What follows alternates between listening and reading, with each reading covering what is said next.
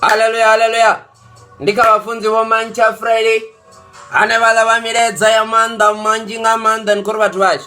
Rikochira kachimwe chipinga chine hovi ipanga manda. Hovi ipanga manda manjinga manda. Rotoro nokochira zo zvinorotowa vaita zvivi.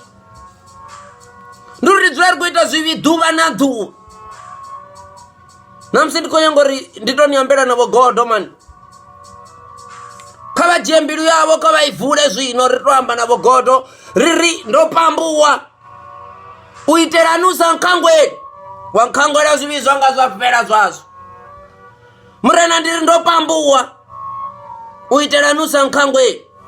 Wankangwera zvivi zvanga zvapera zvazvo. Ndikarenga manda riko kakera vatu vane avakori kakera nechina chiti.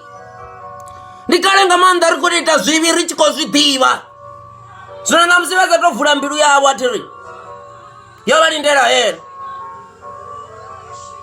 Ndikori nditapero ya manda manjinga manda.